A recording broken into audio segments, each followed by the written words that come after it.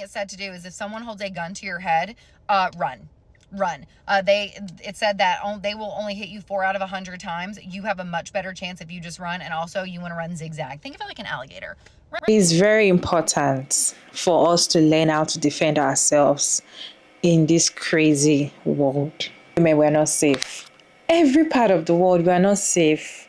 Women in China, women in Korea, women in Afghanistan, we are not safe. We need to learn how to defend ourselves. We need to learn how to protect ourselves.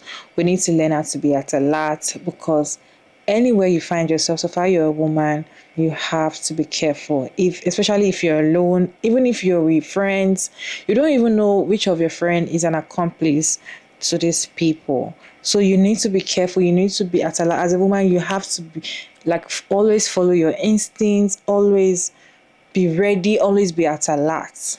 Like always be at alert. Don't dull yourself in this world, because people are wicked. I saw a video of this woman sharing self-defense tips that can help us as women. I'm going to go ahead and roll this video for you all to watch, and I'll be back to share my thoughts at the end of the video. Okay, so years ago, this guy interviewed men that were in prison on grape charges. I don't like saying that word, and people get mad at me for saying that word, but TikTok will literally remove my video if I don't. So they pretty much told the guy in the interview what it was that they looked for in victims. What were things that were attractive to them? What were things that made them be like, yeah, no, let me find another one. And we're going to go over them together. And it's longer than this, but I got sick of writing it down, so I'm just going to read it off my phone from time to time. Also, I made a video on this a long time ago, and people were saying that like the interview wasn't real, that someone just like wrote these things, but I don't know if that's true or not. But either way, as a woman and as a former CO, I just think this is like really good advice, and it's simple things, but it's also something that women need to hear. So if you are a woman, if you have a mom, if you have a sister, if you have a daughter, anything like that, send this to them, because solid stuff in here. Let's begin. Things that they look for that they like. 1, hairstyles. Things like a ponytail, braid, bun, anything that can be easily grabbed. I say that as I have a braid in my hair, whatever. They like that. That's attractive to them. They also said that long hair was more attractive than short hair because, again, easier to grab, right? Second thing was clothing. Anything that looks like it can be easily removed. One guy actually said that gym clothing was attractive, which, again, calling out my own hypocrisy, because that's like all I wear. So go me. 3, being distracted on your cell phone. I think that one's a really important one, because, and not just because of this, just because of my own personal opinion. When you're walking through a parking lot and you're sitting there face down into your phone, obviously anyone could sneak up behind you at any point. Like you need, and I know it sounds so dramatic, right?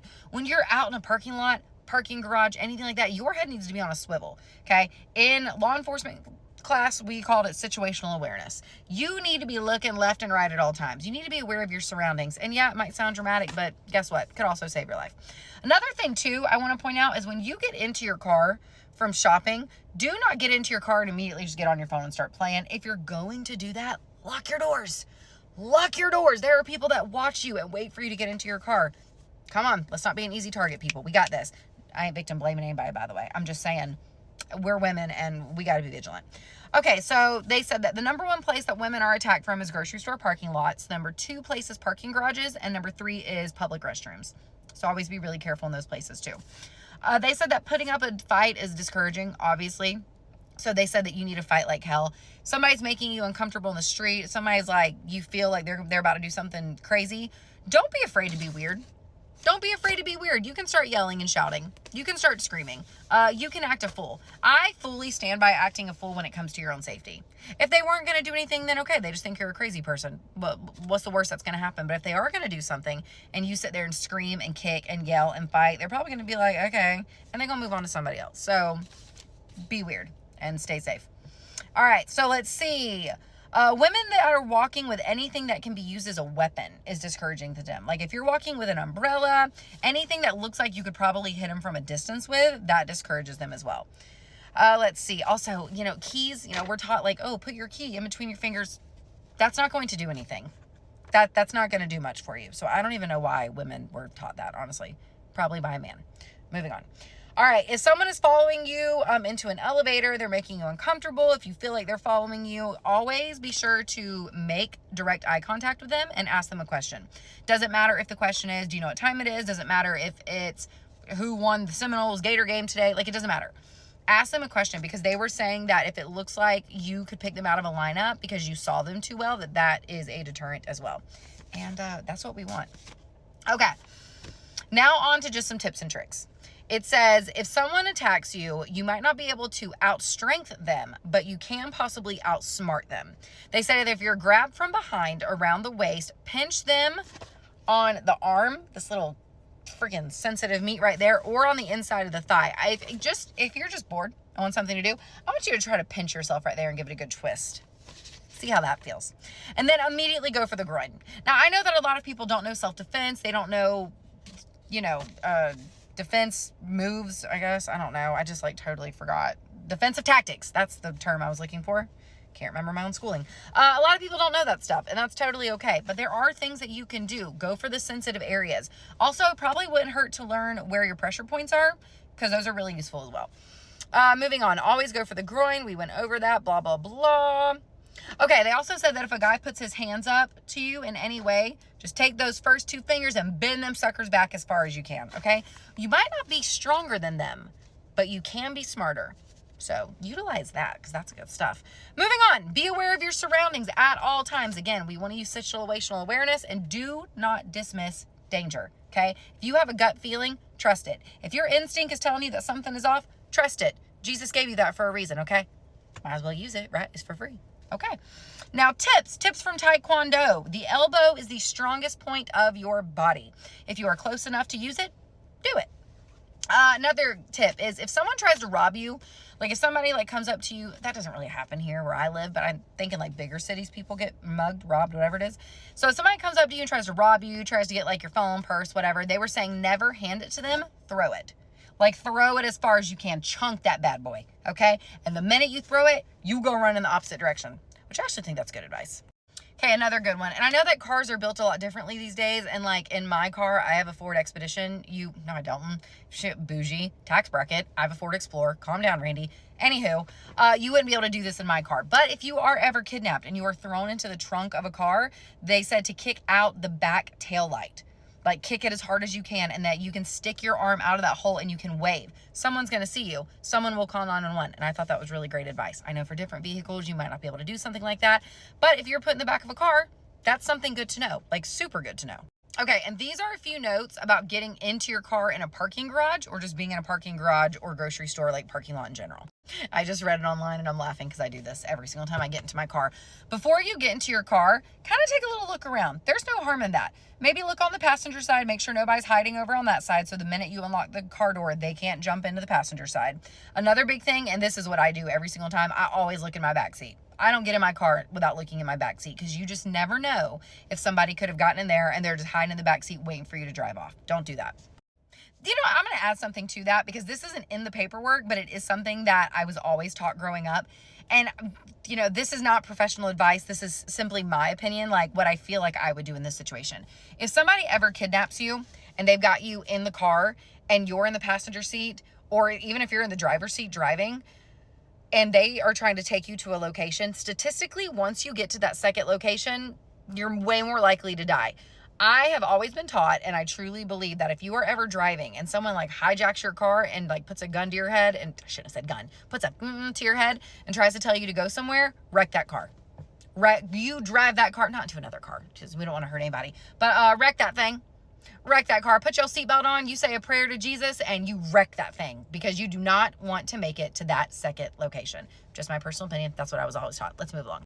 This is a good one. If you're going to go get into your car and there's a van parked on either side of your car, especially the driver's side if you're alone, or if you're going to go walk into your car and there's some suspicious men just sitting in the car next to you, go inside wherever you're at and get a worker to walk you out. Because you never know. People will wait until they go to get into their car, and they will just snatch them and pull them right into their vehicle, and no one will have seen a thing. So again, that's more of just staying aware of your surroundings, being vigilant, noticing little things like that kind of seem off. It never hurts to go inside and ask a gentleman to walk you out to your car. I promise you they won't mind.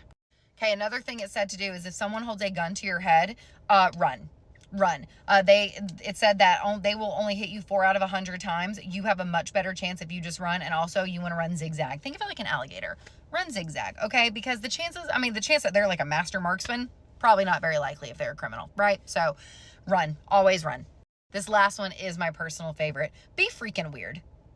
Be freaking weird. Now, granted, the article doesn't use those exact terms, but what it was saying is that Ted Bundy was such a good-looking, unsuspecting man, and he would prey on the empathy and vulnerability of women. Y'all, that man would walk with a cane. He'd walk with a limp. He always had some sob story, and that's how he lured his victims in. Don't you dare ever feel bad about hurting a man's feelings if you feel that you are in danger. Okay? You can be rude, and I know that men are going to be in here like, well, you shouldn't be rude for no reason.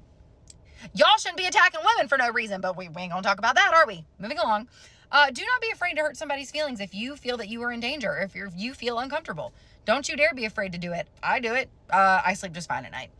You do what you got to do to keep yourself safe. And especially if you got children with you, you better do what you got to do to keep them babies safe. I really hope this article helps somebody. I personally enjoyed it. And like I said, some people debunked it saying that it wasn't really written by them, but does it really matter? It's really great information. So share this with somebody that you think might need it. And I hope you guys have a great day and stay safe. One thing I will always say is always trust your guts.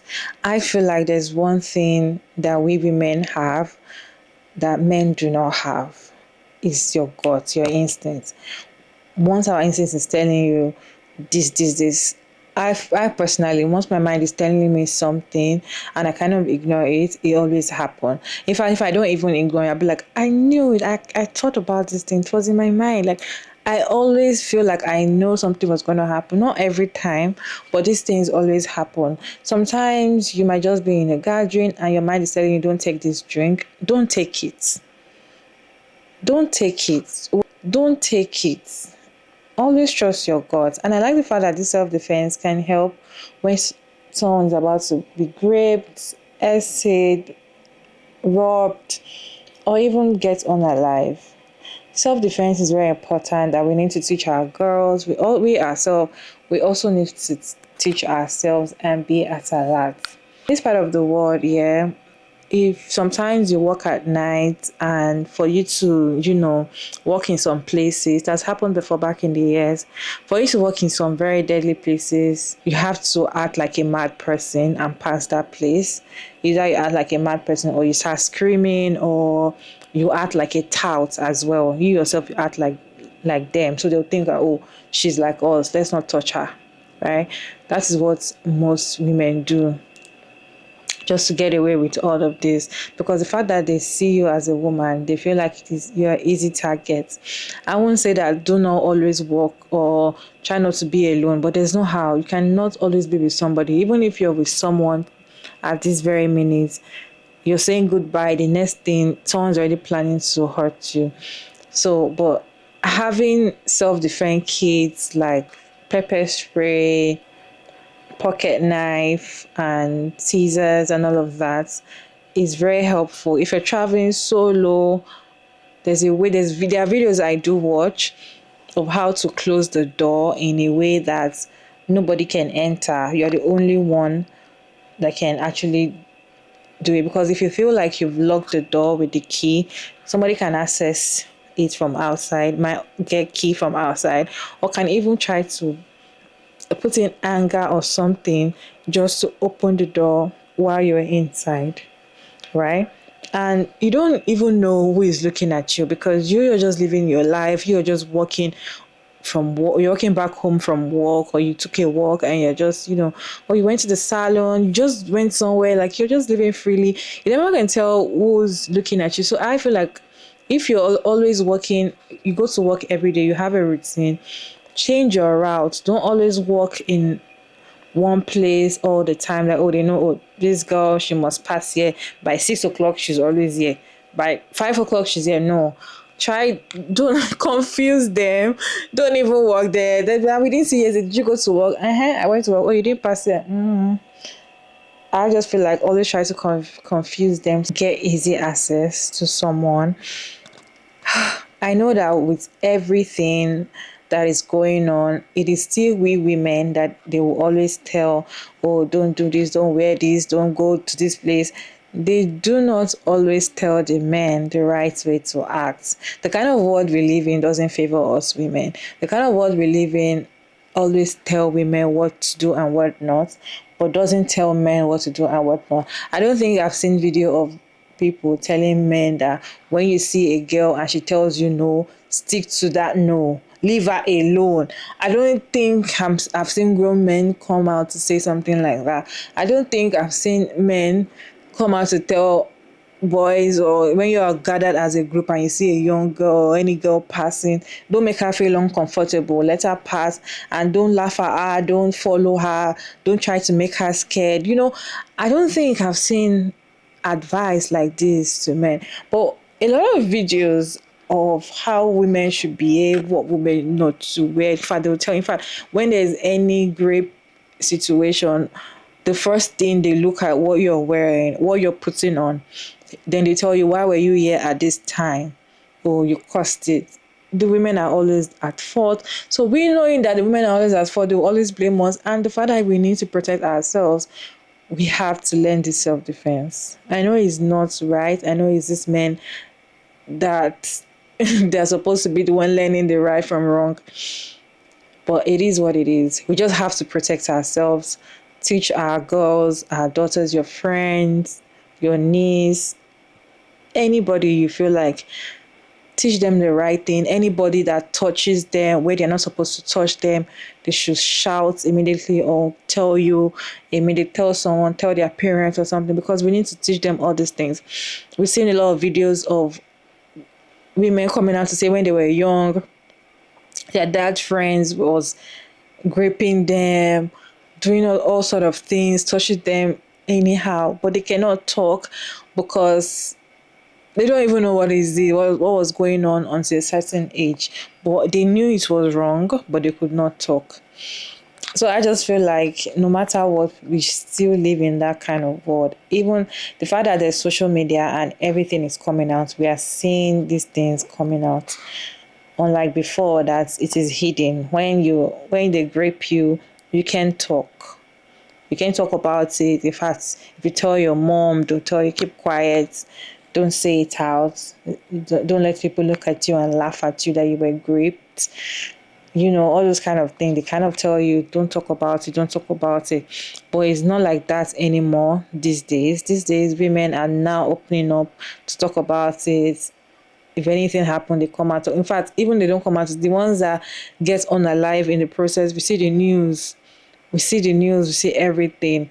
And we know that we are living in that kind of dangerous world where we women especially, we are not safe. What is your take, or what other self-defense tip can you give girls, young girls, women, older women? Let us know down in the comment section. And yes, older women are not exempted. I've seen news of older women being raped. 70-year-old women were raped. Like, I've seen those news. I just don't put them here because sometimes I can't even read them. I can't finish reading them because I'm already pissed off. 70-year-old women raped. 80-something grandma raped. Women in the nursing home raped. I don't know. It's just so painful. Let me know your thoughts about this video down in the comment section. It's your favorite girl again, Maria David. And don't forget to like and share and subscribe. And please turn on the post notification bell to get notified once I upload another interesting video. And I will see you in my next one. Bye.